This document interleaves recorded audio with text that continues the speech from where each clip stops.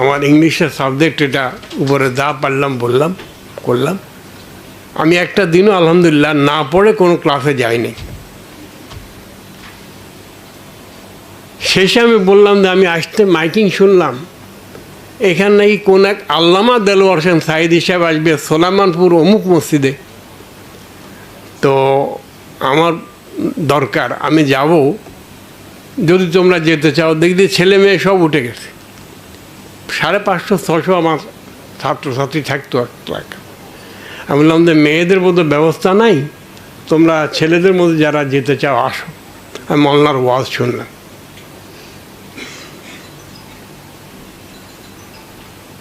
আমি কথাটা এই জন্য বলছি, এটা আমার জিন্দেগির, আমার নিজের জন্য শিক্ষা।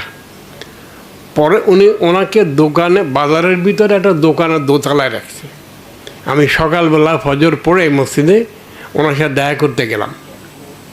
ওনাকে বললাম যে মাওলানা, কালকে তো আমি বেস্টে কিনতে গিয়েছিলাম, কিন্তু একটা বেস্ট আপনি বিক্রি করেন নাই। তো যাই হোক, আমি আপনার কাছে আসছি, 2-4টা কথা বলবো। উনি বললেন যে বলেন, আমি অপেক্ষা করছি। আমি বললাম যে আচ্ছা, আপনাদের কোরআনের মধ্যে এই কথা নাই? তিনি বললেন যে আপনাদের কোরআনও আছে। পরে আমি বললাম আচ্ছা, আপনাদের হাদিসে, নবীর হাদিসে এই কথা নাই? কয় যে আপনাদের নবীর হাদিসও আছে।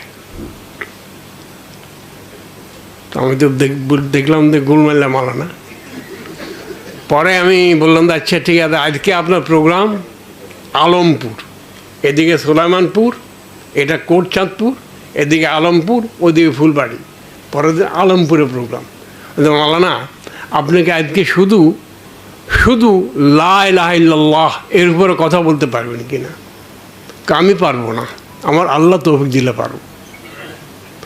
আমি ইংলিশের শিক্ষক, ওয়াজ মাহফিলে যায় না, আমি বেশরম গেছি, সাথে অনেক ছাত্রছাত্রী গেছে, সাধারণ লোকেরও গেছে, এবং সাঁকো পের হইতে আমি পড়েও গেছি নদীতে, সেই কপোতাক্ষতে।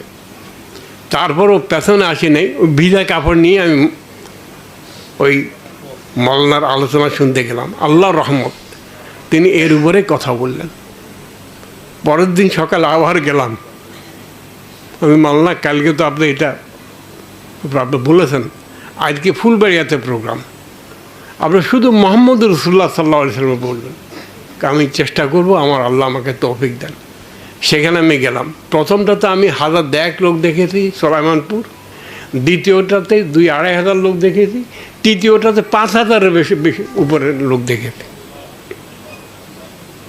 কথাটা আমি এই জন্য বললাম যে আল্লাহর গোলামের সাথে আমার দেখা তিনি করে দিয়েছেন, আর আমি ছিলাম অভুক্ত, তৃষ্ণার্থ।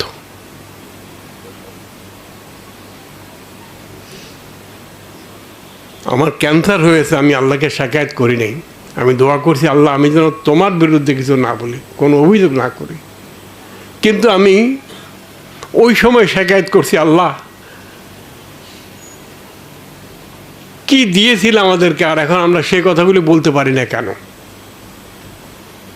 তো আমার স্বাদ লেগেছে সাঈদী সাহেবের কথা এই জন্য যে আমি ছিলাম তৃষ্ণার্থ।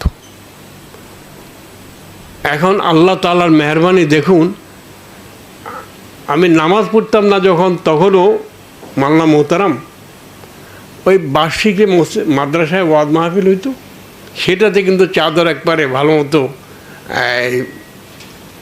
পরিষ্কার পরিচ্ছন্ন করে যেতাম। কিন্তু প্রথম যে আয়াতটা পড়তেন, 3 ঘন্টা ওয়াজ করতেন, আয়াতের তর্জমাটাও পেশ করতেন না।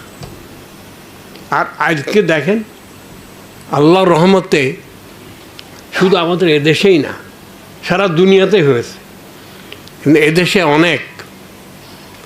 আমি মনে করি এটা আল্লাহ তাআলা বাংলাদেশের প্রতি বহু অনুগ্রহ করেছেন। এটা সবচেয়ে বড় অনুগ্রহ যে দায়ী আল্লাহ তিনি বানিয়ে দিয়েছেন। তার মধ্যে 2টা গোলাম এখানে আছেন। আমার প্রথম কথা শেষ। আমার মনে হয় যে সাঈদী সাহেবের এই ওয়াজ শোনার পরে আমি ঢাকা চলে আসলাম। তাঁতি বাজারে গিয়ে দেখলাম মুরব্বীরা বসে আছেন। আমি তাদেরকে বললাম যে আমি একটা খনির সন্ধান পেয়েছি। কি এই আপনারা লোক পাঠান দেখেন। তারপর আলহামদুলিল্লাহ প্রোগ্রাম হলো, সাইদি সাহেব সারা দেশে আলোচনা করলেন। আর এখন তো না সময় দিতে পারেন না, এই যে বললেন না এই গোটা রমজানে একটা প্রোগ্রাম নিয়েছেন বললেন আহমদুল্লাহ সাহেব, আর ওনারটা আমি বলার শুনবো পরে। যাই হোক, আমি দুইটা দাবি জানিয়ে শেষ করতে চাই। এর দাবি সকলের কাছে, মেইনলি এই দুই বুজুর্গের কাছে। আগের দিনে কিন্তু বড় বড় বিল্ডিং করে এই দিনী মাদ্রাসা হতো না। এক একজন উস্তাদকে কেন্দ্র করেই দূর দূরান্ত বহু দূর থেকে, দূরের দেশ থেকে লোকেরা পড়তে আসত। তো আমার প্রথম দাবি হচ্ছে আপনাদের মতো যারা আছে, আমি আবার বহু বছর ওয়াজ মাহফিলে বহু বছর যাই না, আমি যদি যত শুনবো ওয়াজ মাহফিলে সত্য কথা বলবে, আর এটা আমাকে আমল করতে হবে, এত পারা যাবে না। এখন আমার দাবি যে আমি চাই যে এই হযরত মাওলানা আহমদুল্লাহ সাহেব এবং সাইফুল্লাহ সাহেব, কে সাইফুল্লাহ নাম রাখছে আল্লাহ জানে, এত সুন্দর নাম, তো আপনাদের সারা দেশে ডিভিশনাল হেডকোয়ার্টার এবং ইম্পর্ট্যান্ট জেলা এবং ইম্পর্ট্যান্ট কিছু আগের সাব ডিভিশন এবং ইম্পর্ট্যান্ট কিছু থানা, এটা আপনারা বাছাই করে নেবেন। আল্লাহ তাআলা আপনাদেরকে দীর্ঘ হায়াত দান করুন। আপনারা এখানে মোবাইল মাদ্রাসা করে ফেলবেন এবং স্টাডি ক্লাসের মতো এখানে আপনাদের আলোচনা 2 দিন 3 দিন 4 দিন চলবে, এবং এখানে এটা একটা মাদ্রাসা হয়ে যাবে। ঘর নাই কিন্তু মানুষগুলি আছে। আমার চৌধুরী ডাক্তার হাসান উনি অনেক সুন্দর সুন্দর কথা বলেছেন। তো একটা দাবি, এটা কি মানা হলো চেষ্টা করার? হ্যাঁ, আচ্ছা, এটা শুধু ওনারা দাবি করলে হবে, ওনারা মানলে হবে, আপনাদের মানতে হবে না? আপনারা কে কে মানলেন? আচ্ছা, আমার নিচে নিশ্চয় বোনেরাও মানছে। শেষ, 1 নম্বর দাবি শেষ। 2 নম্বর, এই পাগল বহু বছর থেকে, সেই 72-73 সাল থেকে একটা আবেদন জানিয়ে আসছিলাম। সেটা হলো ইমাম বেশিরভাগ জায়গাতেই ট্রেডিশনাল খুতবা দেয়। ইদানিং আলহামদুলিল্লাহ অনেক মসজিদে অর্গানাইজড খুতবা দেয়। আমার নানা ছিলেন একজন LMF ডাক্তার 1916-এর। তিনি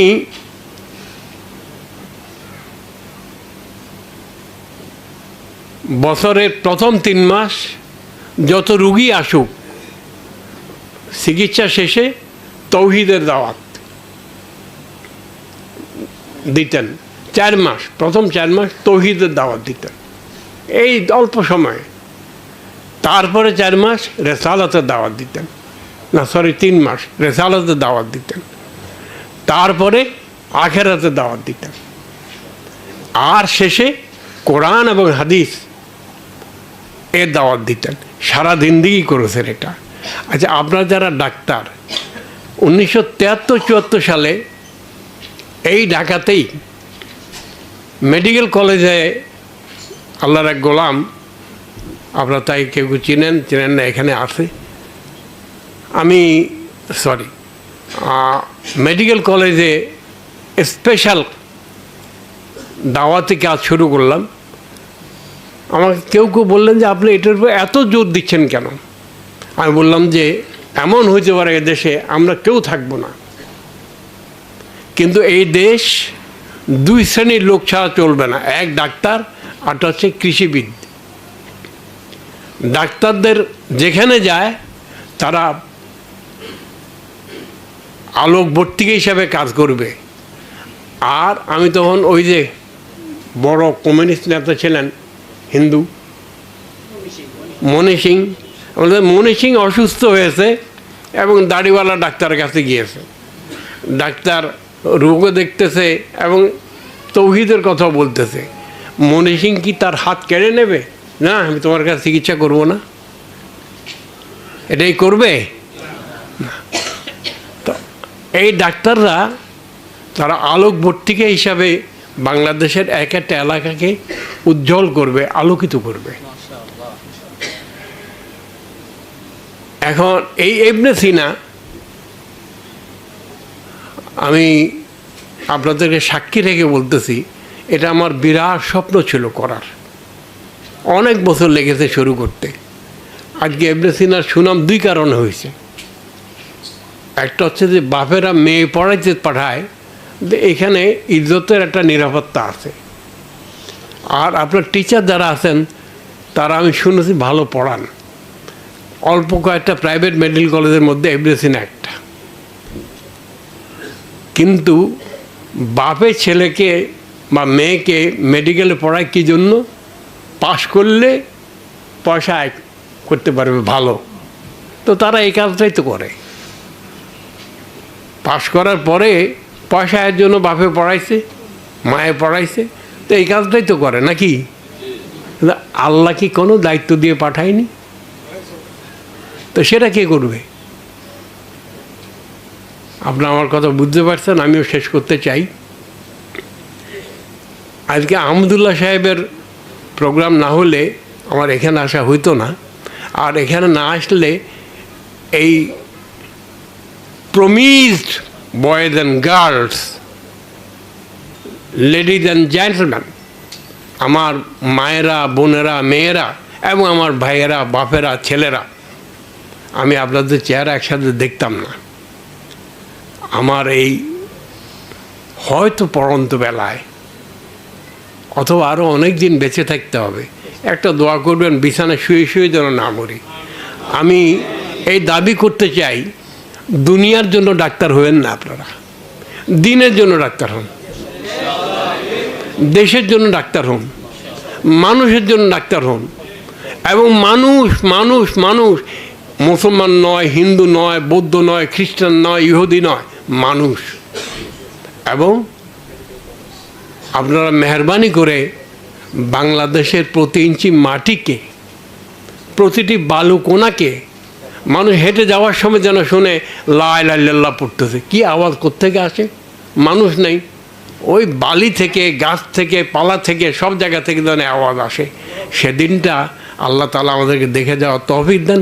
আর তার উসিলা আপনারা হবেন। আর মাদি মাল্লা হবে এরা, এই যে মাল্লারা। তো তাহলে ক্লাস হবে। আপনারা মেহরবানি করে আপনাদের বন্ধুকে, কারা কারা বন্ধু, পরিষ্কার মাথাওয়ালা বন্ধু, ওয়াজ সুন্দর করার জন্য মিষ্টি কথা বলে না, হক কথা বলার জন্য কথা বলে, তাদেরকে আপনার মেহরবানি করে এই ক্লাস, অনেক টিচার দরকার আমাদের। সারা দেশ অন্ধকারে ছেয়ে গেছে।